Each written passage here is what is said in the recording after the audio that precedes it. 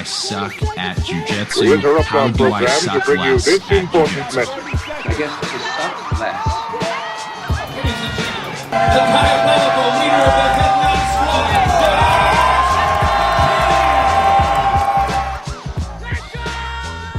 Hey everybody, this is Josh McKinney, and I just want to welcome you to the newest episode of the I Suck at Jiu Jitsu show. So, not a clickbait title. I'm quitting BJJ.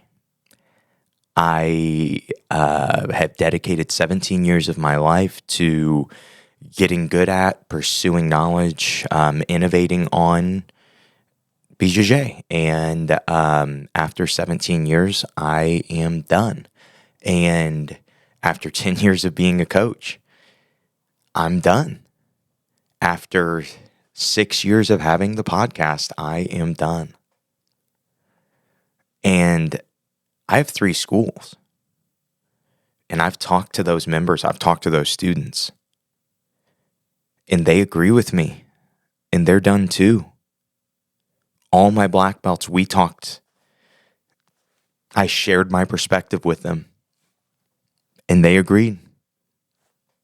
And they're done too. And honestly, I think that there's a good chance that you might agree with me and you might be done too. And that is what we're going to talk about today. This is going to be a different style of episode, but we're just going to get right into it. I think to share my perspective in the best way possible, I want to start with a little experiment. And so I've never done an experiment on the show or group experiment. So what we're going to do is, if you can, especially if you're an I Suck at Jiu-Jitsu show faithful, I really need you to understand my perspective. If you listen to this show every Thursday, please, I give you so much cool jiu-jitsu stuff about learning jiu-jitsu in the best way possible. This ain't it, but please hear my perspective because people are about to say really mean things in the comments about me, and I need at least somebody on my side, and hopefully that's you guys. And so to, like I said, best get this perspective, pull out your phone and Google where you're at right now, best BJJ near me.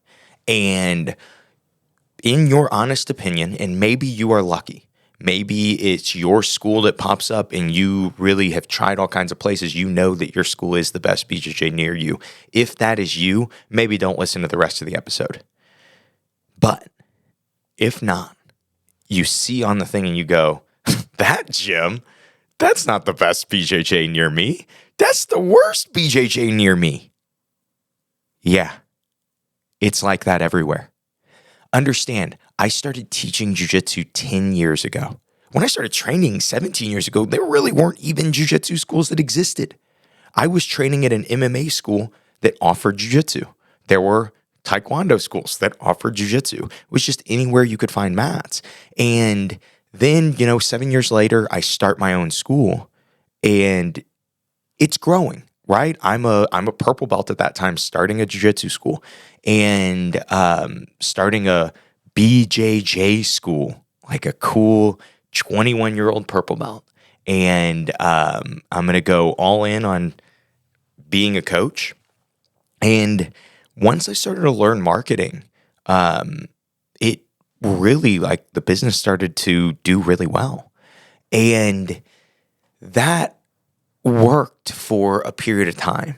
And then there was kind of like a snap where, one, you have certain affiliations. Let's call them, let's commend somebody really quick. Let's go with Gracie Baja. When you really think about it, if you were coming up under Gracie Baja and you got the offer to start a Gracie Baja school, it makes so much sense to do.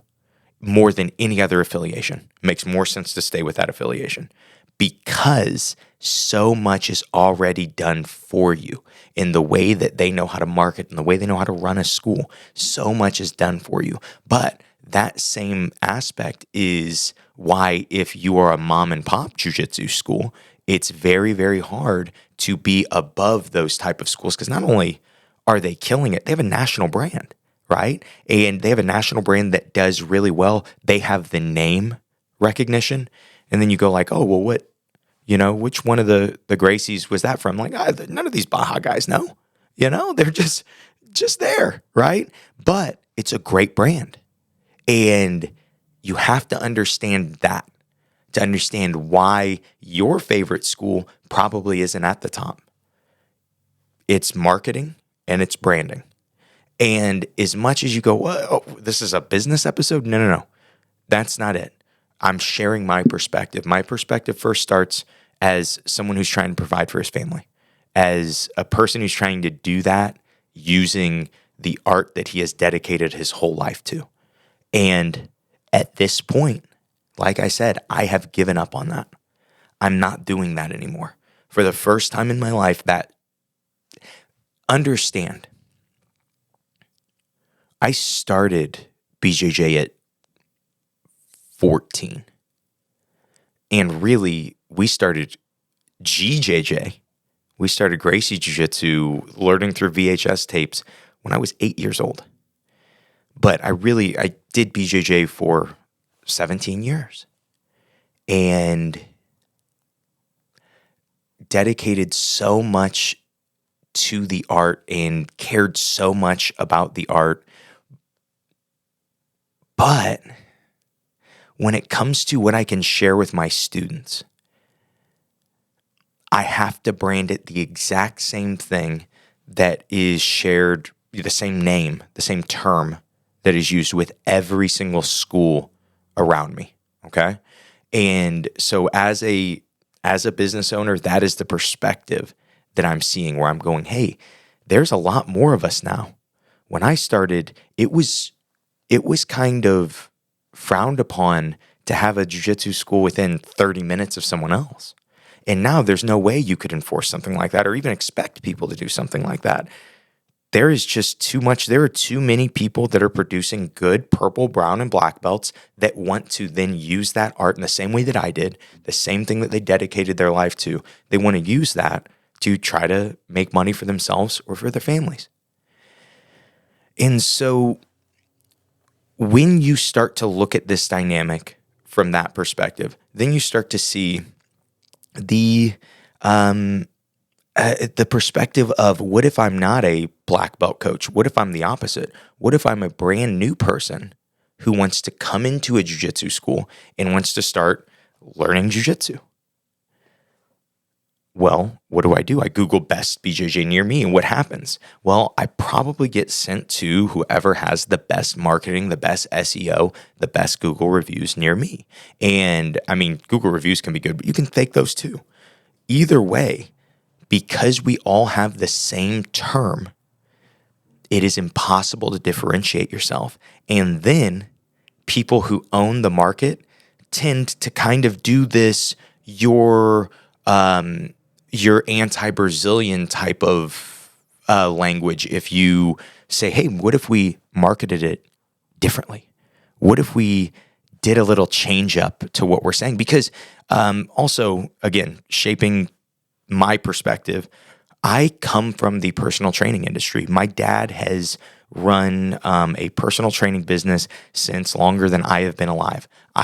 He also ran it in a garage in our backyard for 15 years. And so I got to actually see, growing up for 15 years, I got to see a business being run, again, similar thing, a passion that someone had being run. But what's interesting is when you see the fitness industry, there are a million types of workouts. There are a million types of diets. And, you go to a trainer, you're trying to get certain results, and you generally shop around. You're like, oh, I want to eat this way. I saw this YouTuber. I believe in eating that way. It makes sense to me. I want to eat this way. And you find a nutritionist that can help you get there, or you ask ChatGPT, right? Or you find a personal trainer that can help you get there. You see the results that you say, okay, I don't want to sustain injuries while I am working out, while I'm trying to get healthy. And so what you end up doing is you get you find a trainer that specializes with somebody your age, specializes with somebody who is overweight, and they generally not only specialize a certain group of people, they also have a specialty that they have researched in depth. For instance, my dad does what you would call HIT training. This is not what is it? HIIT? No, it is not high intensity interval training. It's high intensity training. And he has dedicated his whole life to studying this. And so when you come to him, he is not going to give you exercises that are not HIT exercises. That is what he's going to give you. And the beauty of that as a consumer is you can pick what you want. It's not to say you shouldn't be allowed to train anyone in any other style. That wouldn't make any sense. That's a stupid way to look at any business, right? To say, no, we all have to pretend that we're selling the same thing, even though we're all not selling the same thing. It's very obvious what they are doing there and what we're doing here, bowing to pictures, wearing only one type of gi, shrimping up and down the mats is fine. Do it over there. Maybe there are customers, definitely there are customers who love the traditional style of jiu-jitsu, the traditional style of martial arts in an American sense, in a what happened to taekwondo and karate sense, because they were trying to give this certain type of vibe that certain customers really liked. Let them. What I'm saying is my team and I are quitting Brazilian Jiu-Jitsu because from here on out, Josh McKinney and the Head Nod brand, those are my gyms, if I didn't say that already, are American Jiu-Jitsu. Why? Well, let me tell you. Jiu-Jitsu is nasty. Your partner stinks, the mats are swampy, and somebody always brings that surprise of mystery rash to open mat. That's why I spray Full Guard from Combat Sports Hygiene. It kills staph, it kills ringworm, and it is good for your skin biome. There is no burn, there's no alcohol, it's just hypochlorous acid. That is the same stuff that your body makes to fight infection. Full Guard just took it and supercharged it. So you can spray it before class, you can spray it after class, spray it mid-roll if your partner smells like expired milk. So just go to sportshygiene.com and use code ISUCK for 10% off your purchase. Be clean, my friends. This episode is brought to you by BJJ Mental Models Premium. So right now I want to talk to you guys about something that every jiu-jitsu practitioner needs: better understanding of jiu-jitsu concepts.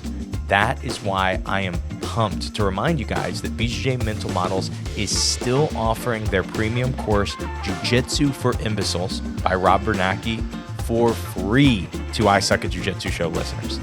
This is not just any course.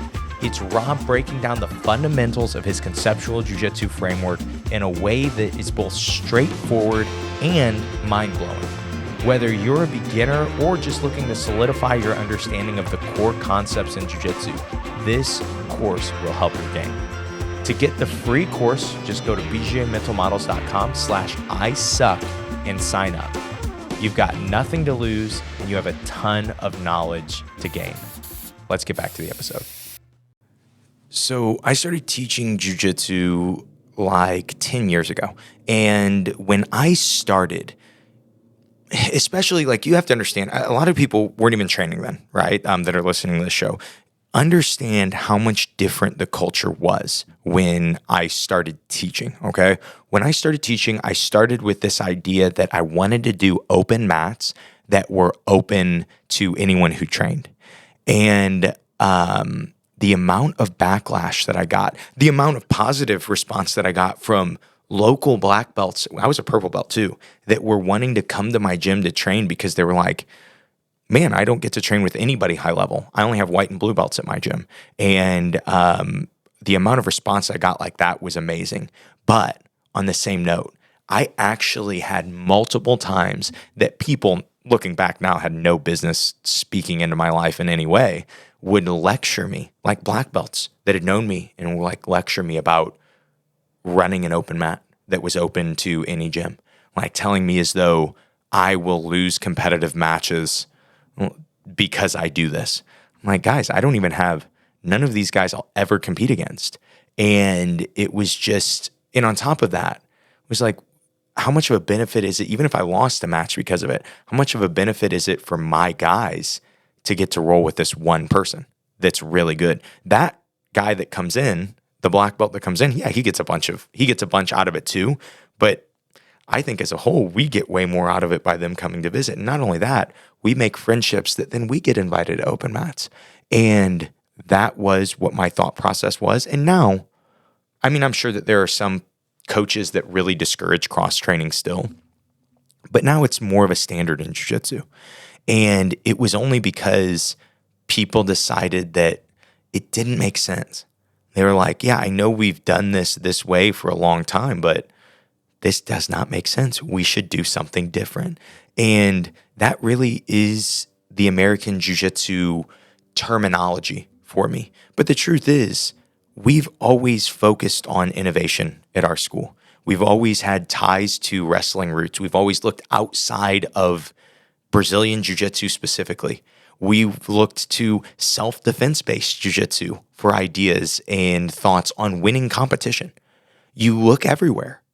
It's so silly that we all love to get into this thought process of, oh, my version of jiu-jitsu, or my coach's version, or my lineage's version of jiu-jitsu is the best version of jiu-jitsu. And it's like, okay, well, even if it was that person the best teacher? Were they the best coach? Nah, then they weren't producing the best guys. So does that even matter?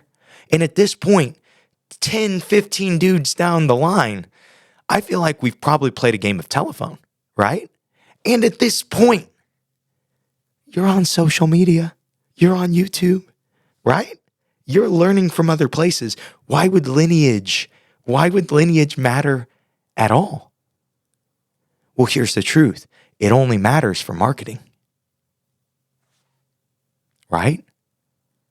You can't tell me, if I've never done jiu-jitsu before and I search best BJJ near me and a school that says Gracie in the title comes up first, and then nothing else says Gracie in it, and I've watched the UFC, I watched UFC 1 before, I've watched anything where they talk about martial arts and jiu-jitsu, and I hear about this family, I'll go, oh yeah, I'll go there. And there's nothing wrong with that. That is a great way to market to someone who is looking for that. So if you are looking for that, if you're looking for the martial arts tradition, then do it. You should have the right to do it and the freedom to do it. But if that's not what you're looking for, if you're looking for something that feels more like a country club where you do jiu-jitsu, then American jiu-jitsu, it could be for you. And so I think it's hard to explain why I did this without explaining the timing of everything. Or why I'm doing this. I say I did this like this isn't the big thing that's gonna make everybody mad. You know, changing my profile picture on my gym page on Instagram. It produced some funny questions, some good responses, but you know, you'll have to follow me to actually know that. You have to follow the gym to actually know that. And so it's not going to be near as aggressive responses this podcast is going to be. But when it comes to the kind of the whole idea of why we did American Jiu-Jitsu and why now, I think a lot of people think that the first time I'd even heard the idea was when I conversated with Keenan. I think that was episode 294. That was like a year ago. That came out Halloween of last year. And it was, it obviously did really well. It created a lot of cool conversation, created a situation where Keenan offered anyone to debate him. Anyone, I mean, obviously it needs to be somebody name value, and said that I would be the moderator. I feel like I kind of lose my ability to be a moderator of this debate anymore, but we can at least do it on the show. We'll figure it out. But anybody who says basically that you can't call it American Jiu-Jitsu, that he would debate you. And there is history behind these terms. Honestly, if that is interesting to you and like, hey, is this a real term? Did Josh just make this up? Listen to that episode, 294. There is a ton of good information on that. But that's, again, this episode is titled Why I Am Quitting BJJ. And it's not about anyone else's opinion of this stuff. It's just, this is my opinion. And again, this is why me and my guys are doing it. And so there was an episode before that, though. I don't think I have the number of that one, that we did where it was should you be allowed to do AJJ? And it was AJJ versus BJJ. And it was a hot takes episode about the topic. And, that was when I was first playing with the topic. Like, that makes sense, or like there's an idea there, right? There's something interesting there. There's a conversation to be had there. Then the Keenan episode happened. Super bizarre. I send the dude a message on Instagram, never met him before in my life. And he was like, yeah, sure, I'll do your podcast, even though I don't do podcasts anymore. He didn't say that, but he doesn't do podcasts anymore. And he came and talked to me. The conversation was super weird. It was a great podcast, but it was super weird because I had a list of competitive things to ask him. And most of the episode was him trying to convert me to American Jiu-Jitsu. And we left it open. We left it on a cliffhanger. Like, you gave me some things to think about, and I did. I have thought about them for a year and weighed the pros and cons. And I've never been so sure gym-wise, jiu-jitsu-wise, that this is the right move than I am about this. And I wasn't. I was on the fence 2 months in. So 10 months ago, I wrote basically like a welcome to head nod, a piece of propaganda is what I'm telling you. And I wrote it for new members so we could, and it was just about home of American Jiu-Jitsu, freedom to evolve, freedom to innovate. That was what it was about. Anything, freedom to do any word that you would see on like an F-150 commercial, right? And so freedom to whatever, I just thought that was cool. I'm like, I'm going to write this and I'm going to see what I think American Jiu-Jitsu is. And I wrote it. It's on my website too. You can check that out. It's a blog post on headnodhq.com. It's called Head Nod HQ, Home of American Jiu-Jitsu. And it is just a welcome to Head Nod. This is why we do what we do. And the truth is, for my students, like, this is always how we've done it. It's not like I'm saying, hey, let's change a bunch of stuff and be American Jiu-Jitsu. I'm just saying, hey, let's keep doing what we've always done and do it more and lean into it more. And we're going to tie a name to it now. We're going to tie a brand to it now. It's not just going to be, well, I don't want to hurt feelings, right?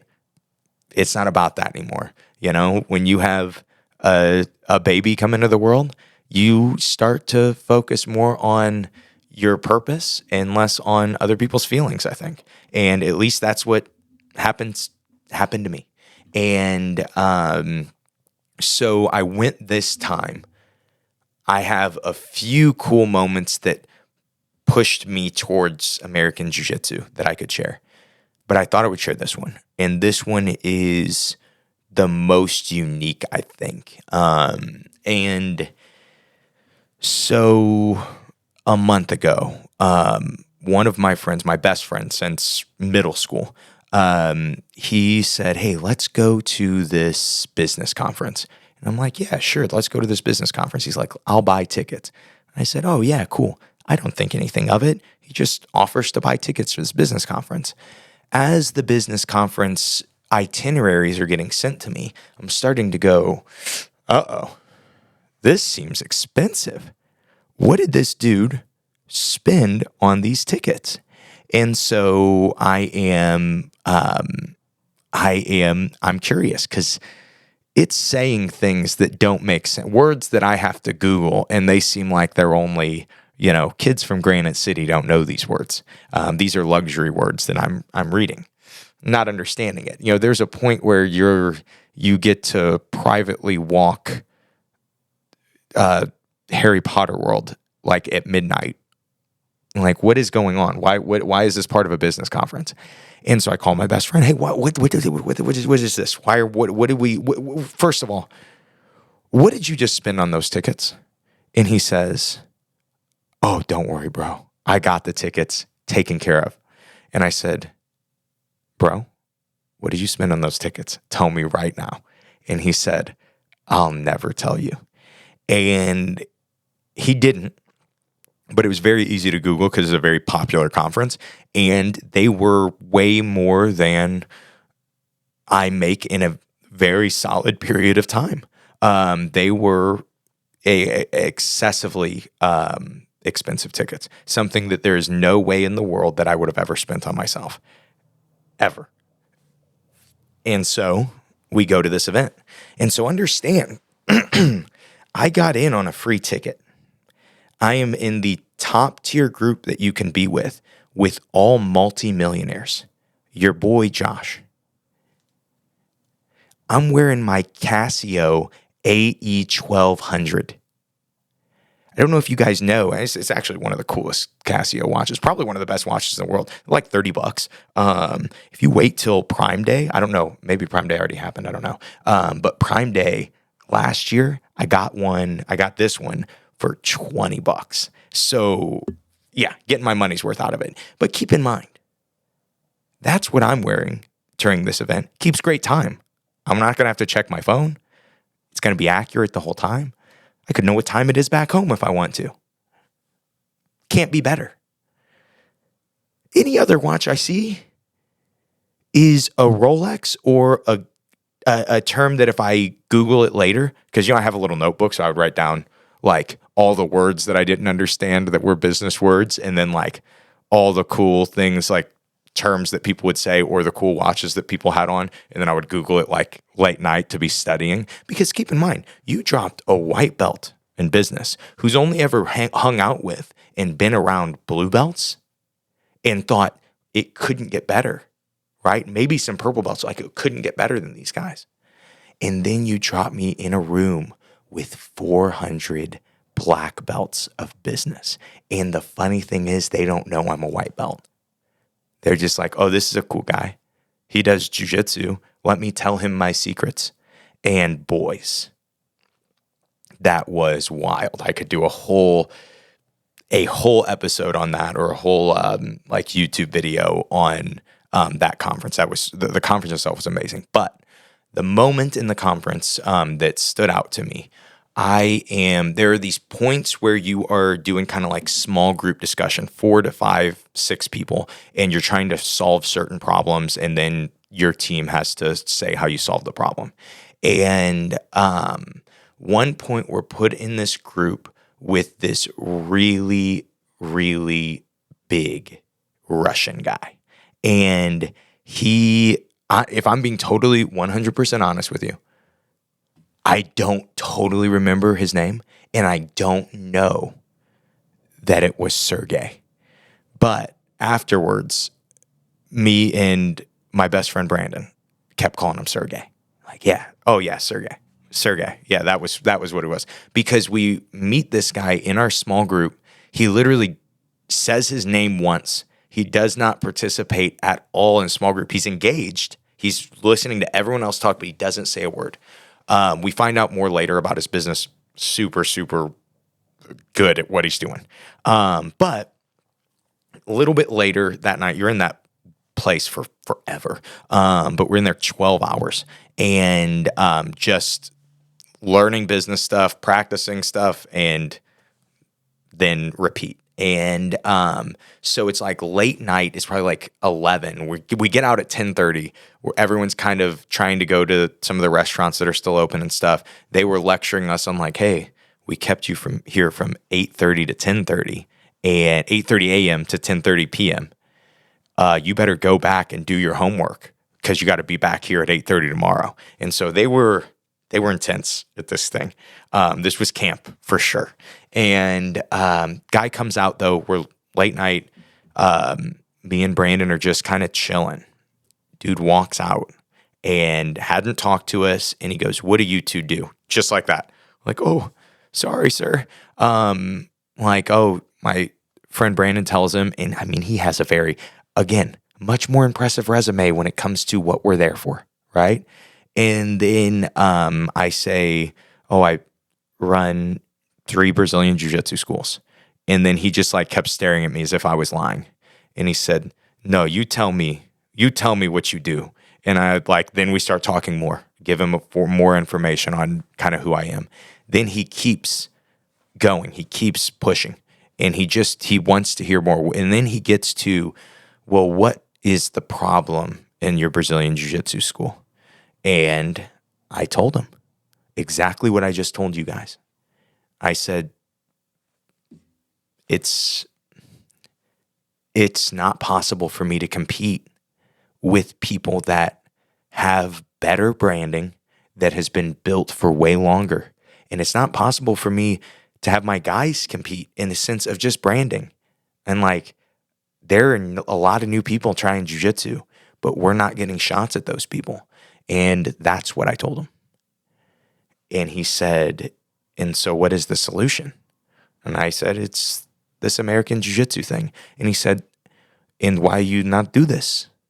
And I said, I have a podcast. It's really growing. It's getting sponsors. It's and it really helps people. And I don't want it to corrupt my message. I don't want people to go, oh, well, he's just the AJJ guy, or he's this, or he's that, or even worse, take it a step further. And people hear American Jiu-Jitsu, and for some reason, they're like, oh, that must mean racist Jiu-Jitsu. Like, brother, I'm a brown dude with American Jiu-Jitsu. What are we talking about here? I don't think that it has anything to do with that. It has nothing to do with that. When we talk the Declaration of Independence of American Jiu-Jitsu, you'll hear more when we go into that, but we're not there yet. But I just tell old Sergei that, is it racist that I gave him the nickname Sergei or the name Sergei? Because it doesn't feel that way. And probably even to you guys, it doesn't feel that way because it probably fits. Now, here's the thing. If this dude was Mexican and I had named him Juan, that would have been racist. It's weird, right? It's weird how that works. Yeah. If he was Asian, you know what I would definitely not have named him? Josh McKinney. That's always a shocking one. That one, no one's ever guessing that one. But anyway, I tell him that. And he says, oh, so you worried you offend people? And I said, yeah. He says, the more I gain success, more people I offend. He said, the more community I have with the people who love me, but outside of that, I offend more people. And he said, you are a good guy. Again, he's known me for 5 minutes. He said, you are a good guy. I can tell. You need to do what's on your heart. And then he stood up and he walked away. And that was our whole conversation. And every time I saw him after that, there was no nod, smile, hey, Josh, great to see you. No conversation after that. And he laid that on me. And I said, you know what, Sergei? You got me, brother. When I get home, I'm all in. And here we are. And so the first thing I did was tell my guys, and they were like, finally, we've been waiting. And the same thing, I told them, in all honesty, this is what's happening. This is what is going on with me. This is what's going on with our team. This is what's going on, in my opinion, in the jiu-jitsu space right now. Is jiu-jitsu is growing exponentially, yet we all pretend that we offer the same product. And it makes no sense because we don't, and it's not supposed to be that way. People should have a choice on how they want to train. People should have a choice on the vibe of where they're at. And if you are in the St. Louis area, Southern Illinois area, and that interests you in having that choice, on having a place that innovation is the goal, getting good is the goal, check out headnodhq.com for more information.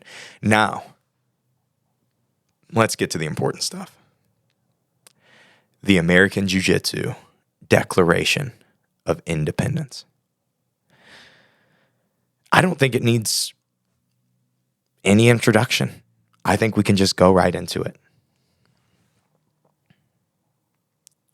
The Declaration of Independence for American Jiu Jitsu by the practitioners of a freer grappling world.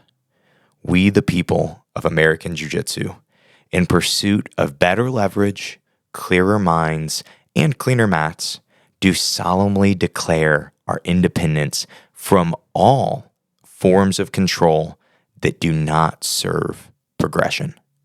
We are not rebelling against our roots, but rather honoring them the only way Americans know how, through innovation. We hold these truths to be self-evident, that no grappler should be bound by ritual, costume, or ceremony that does not improve the craft itself. That no one should be forced to bow to a photograph before learning to pass a guard. That tradition without understanding is obedience, not mastery. We declare freedom from false gods and sacred cows. No figure living or dead shall be worshipped as infallible on these mats. The art belongs to the people who practice it, not to the ones who trademark it, and respect is to be freely given, not demanded by rank. We declare freedom from all politics, national, social, or BJJ born. The mats are neutral ground. No red versus blue, no team versus team. Only you versus the you were yesterday.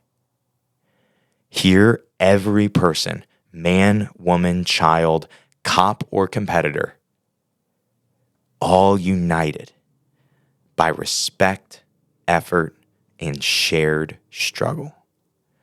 We live this way because the community makes jiu-jitsu special, not the other way around. We claim the right to innovate, to blend wrestling, judo, sambo, and anything else that helps us control chaos. We claim the right to ask why without fear, to innovate with passion, and to cross-train without shame. The moment we stop questioning is the moment jiu-jitsu stops evolving. We affirm that the truest freedom begins with control. First of self, then of ego, and then of opponent. We affirm that rank is not royalty. It is responsibility. Let no grappler forget the humility that they were blessed with after receiving their first jiu-jitsu beatdown. And so, we, the undersigned practitioners of American Jiu-Jitsu, pledge to build this art upon freedom, equality, and innovation. We will support one another's evolution, defend another's right to think differently, and challenge one another to suck less every day. But let it be known, American Jiu-Jitsu can only fall from within. When evil arises, when power is abused, when the weak are mistreated, when our freedom is used as an excuse for abuse, we must speak out. We will not allow darkness to wear our flag. For as long as we stand together, humble yet unbreakable, the art of American Jiu-Jitsu will live free. Oh yeah, and Hulk Hogan's theme song is our national anthem, signed Josh McKinney and the free men and women of American Jiu-Jitsu. Hey guys, let's take a quick break from this episode to talk about something very near and dear to my heart and my butt. You guys know I've been rocking fanny packs since before they were cool. Some people would argue that they still aren't cool, but those people are wrong. Whether I'm at the gym, traveling, or just running errands, it is my go-to accessory. And recently, Datsusara sent me one of their fanny packs, and I have got to tell you guys, it is next level. It is the perfect size if you are looking for something to just keep your everyday accessories in. It's made of hemp, and it is also not just comfortable, but it's also durable and sustainable. I've been putting it to the test, and it's been holding up to the chaos of my daily life. Seriously, if you've met me in person, you know how picky I am about my fanny packs, about my bags in general, and this one was just an instant favorite for me. If you want to check it out, and trust me, you do want to check it out, head over to dsgear.com and use promo code ISUCK at checkout to get 10% off your order. Datsusara is all about high quality gear for people who train, travel, and live hard just like you and I do. All right, let's get back to the episode. Be honest. How many times have you trained your butt off for a tournament and then stepped onto the mat feeling off? Heart racing, legs heavy, you have brain fog. You didn't gas out, you just didn't show up as you. That's what my new book, The Competitor's Journey, fixes. It's 6 weeks of clarity for your next training camp, knowing exactly how to train, peak, and perform when it matters. Inside this handbook, you're going to find 3 complete jiu-jitsu training camps. One for if you're a pro, one for if you're trying to be a pro, and one if you can only dedicate 2 hours a week to jiu-jitsu, but you still got that dog in you and you want to compete. If that interests you, head to simplifyingjujitsu.com/comp and pick up your copy of The Competitor's Journey, which is completely free for I Suck at Jiu-Jitsu show listeners. So if you are tired of leaving your best rounds in the gym only to suck on competition day, then go to the link in the description, download it, and change the way that you look at competition forever.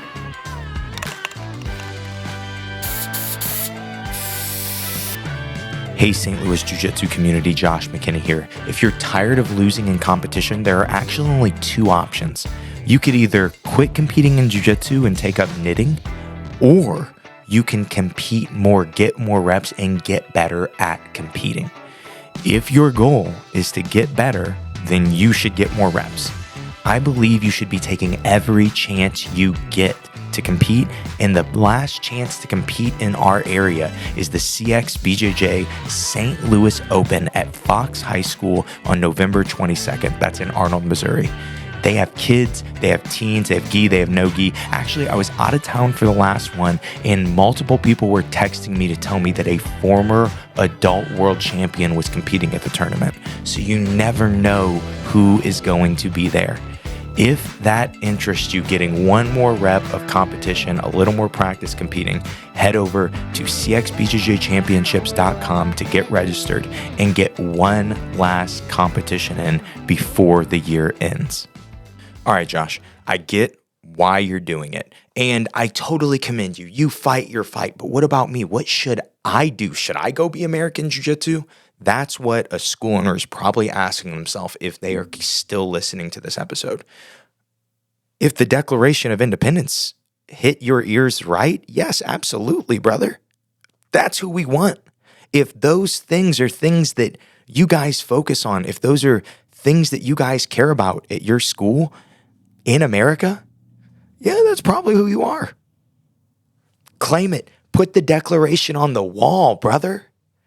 That's not a bad idea. I'll do that too. So we'll answer this though. What should you do as a school owner or a future school owner or someone who just loves jiu-jitsu? One, if you love where you're at, stay where you're at. Do that. If it's BJJ, GJJ, AJJ, I don't know any other JJs, but if it's something else and you love the community, that's the purpose. That's why we do this. Do that. If you are a school owner and you love what you have and you love the community, and especially if your marketing is going great right now, do that. If the other things, if the complaints that I listed hit your ears and you say, this is how I feel. I've never articulated it this way, but this is how I feel as a school owner. I feel forgotten. I feel frustrated. This is how I feel. Then do AJJ. But what if it's not how you feel? Then do how you feel. Do the jiu-jitsu that's on your heart with the people that you care about. Russell Brunson has this quote where he says, the best way to hate your business is to hate your customer. And with the jiu-jitsu business, the best way to hate a customer is to have annoying customers, right? And so when it comes to the AJJ thing for me, not only is it bringing in the people I want to be bringing in, ideally, it's pushing out the people that I want to be pushing out, or at least keeping out the people that I don't care to have, right? If you're there for tradition and to gain a belt rank, it's not the place for you. My school, I do belt promotions once a year, and we do no stripes. That's at the HQ school. They do different stuff at the other schools. They have different head coaches, but for us, you don't get, it's not what it's about. It's about being good. And that is what you focus on. You focus on getting better. You focus on being better than the person you were yesterday. And when other stuff gets in the way of that, it ruins it. And so that's why we do American Jiu-Jitsu. But I made a crazy claim a couple months ago about how this, again, is what I believe is coming. There are a lot of people that want to try Jiu-Jitsu. They need to feel like the version of jiu-jitsu that they're going to try was built for them. And so I said something along the lines of, if I was a female, honestly, if I was a female brown belt that was good, that had reps teaching, if I was a female purple belt that had some good reps teaching, I would be thinking, what if I started, even if it was small, a women's only jiu-jitsu school? Because you go in that mindset and you go, well, no one has one. Right? And then you're like, oh, well, it wouldn't be successful. Well, how do you know? No one's doing that, right? There are a few women that are. But in that same mindset, what if you were a police officer? And what if you started a police officer only jiu-jitsu school? Well, I've taught a lot of police officer classes at this point. And two things to note. One, none of those dudes can fight. They need the training. And really, they need the training. The head nod police officer white belts will just thrash in those classes, bro. The ones that are, the outside guys that come in, those are great. But anyway, the other thing is that even if I'm sharing something really valuable, and even if I have one of my black belts, brown belts, purple belts, blue belts, as the head instructor, and they're like, hey, this is my jiu-jitsu coach, it's still easier for police officers to hear information about arrest tactics and things like that from other police officers. It just is. I can't say that I understand your experience. I just can't. As a woman, I can't say, oh, I understand your experience. I can't. I can try my best to hear your perspective, but I just don't. I can't do more than that, right? And so to act like I do understand deeply how you feel is just not fair. It's not true. But someone who has gone through this stuff and deals with the problems that you deal with, they can understand your perspective. And they can generally help reshape it, help you understand grappling in a way that is helpful. And so I think as jiu-jitsu grows, I think this is going to happen regardless. I know that this is going to happen regardless, is people are going to start to separate themselves from Brazilian jiu-jitsu, right? Because keep in mind, it's not like it started as Brazilian jiu-jitsu. You know that, right? You know that it was Gracie's jiu-jitsu, and then to talk bad about them was BJJ, right? Like, we know that, right? And so when we're doing this American jiu-jitsu thing, really the problem that I have too it really isn't even the cult-like things that happen, especially like the evil things. I don't think you can blame Brazilian jiu-jitsu on that, or the hierarchy. Maybe you can, but I don't think you can blame those bad things that happen on BJJ being BJJ. Most of this for me is just technique and idea innovation and training method innovation. You see this crazy resistance from the BJJ community anytime somebody has a training method that's different and goes and explains it. And I just think that I see that way too often in the jiu-jitsu space. And so for me, like, that was, again, why we're separating, why we're pushing this out and saying, nah, we don't want to be part of that. But then on top of that, it's like as if everything has already been discovered and that is the end of things. Just, it makes no sense.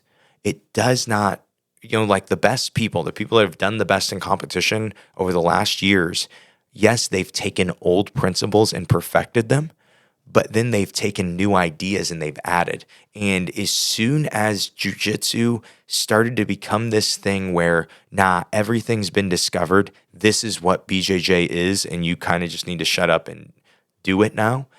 As soon as that started to happen, that was when I was like, you know what? We just do jiu-jitsu now. And that was what I started to claim, because the BJJ culture was like, no, these are the sacred moves. Why? Because it came from the lineage. You got to do the sacred moves. Like, brother, we're playing this game of telephone between two languages over 60 years. There's no way that those are the same techniques. There's so much more information out there that can shape your perspective. This is why we're making the change. The jiu-jitsu space is evolving. And I think that coaches need to see that. And if you want a shot, you jump on things early. And if you think it's the right move, right? Again, if this isn't the right move for you, don't do it. I'm gambling all my students and, all my podcast listeners on it. And so that's how much I believe in it. But it's not like you have to, right? But what you do believe in, I think that you should try to put focus on how can I dive more specific? How can I be more specialized in the jiu-jitsu space? Because eventually it's just going to be, there is going to be box store jiu-jitsu gyms that just show up where you go, it's like any other group fitness class, and it's not really about getting good. And it's just about that you show up and you can, take your picture, and they have the right marketing, the right music that plays at the right time. You're like, oh yeah, this is the place. We drilled our shrimps. We drilled our, karate chops. We drilled our whatever else those people do. I don't know. Obviously, you can tell I don't have a lot of great references because of how long ago I left that space. But I think that those are all the things I wanted to say. Finish with this. Question I get a lot is, can I do Mexican jiu-jitsu? Can I do Italian jiu-jitsu? What about Canadian jiu-jitsu? And they say it like it's this tricky insult where I'm like, oh my gosh, I hadn't thought about other nations. I'm just sitting here as an American in my high castle. As an Illinois boy, they hadn't taught us that geography yet. We haven't gotten that world map yet. No. Yes, you do that. Because here's the thing. Let's say that somebody did Mexican jiu-jitsu in your town that has a lot of Mexican people. I mean, honestly, let's say it was only for Spanish-speaking people. Let's just say Mexican jiu-jitsu. One, if you're not Mexican, you're like, oh, that's interesting. I wonder what that is. And you start to check it out. You go to their site. Maybe the information sounds good. Maybe they have Taco Tuesdays. And you're like, heck yeah, this is all, I'm all in, brother. And I know you're asking that sarcastically, but let's say you were someone who has no context of jiu-jitsu besides that you want to learn to grapple, and jiu-jitsu is what they say to do. And you go onto Google and there's 10 listings near you, and 9 of them say Brazilian jiu-jitsu, and 1 of them says Mexican jiu-jitsu. Which one stands out to you? You're going to the Mexican jiu-jitsu school, or at least the site. If the site's good, if the free trial's there, right in my face, and I click it, at least come in. Once you get people to come through the door, usually jiu-jitsu is easiest to sell, and that is like, again, lean into what you do. Differentiate yourself. I'll take the heat on offending people for right now. I hope you guys have my back in the comments. That would be awesome. If you don't, I get it. There are much better things you could be doing with your life than arguing with people on social media or online.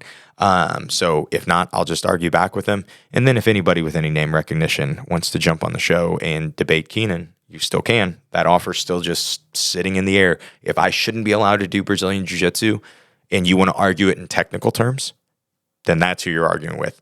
I'm not in technical terms. I'm just going to do what I want. And so you're not going to convince me to not do that. But besides that, that's all I have for you guys. I'm not quitting jiu-jitsu. I'm quitting the part of it that forgot what jiu-jitsu was about. I'm quitting BJJ. And I'm proud to say I teach American jiu-jitsu. I have a bunch of American jiu-jitsu black belts under me, brown belts, purple belts, blue belts, and we even have white belts. And if that triggers you, that's okay. If it stands out, that means it's working. If that excites you, join our cult, brother. Ask for the propaganda pamphlet. Check it out at headknothq.com. But just remember, all that stuff I told you is irrelevant if you are not focused on sucking less just a little bit every single day. Have a great day, guys. Alexa, play Hulk Hogan's theme song.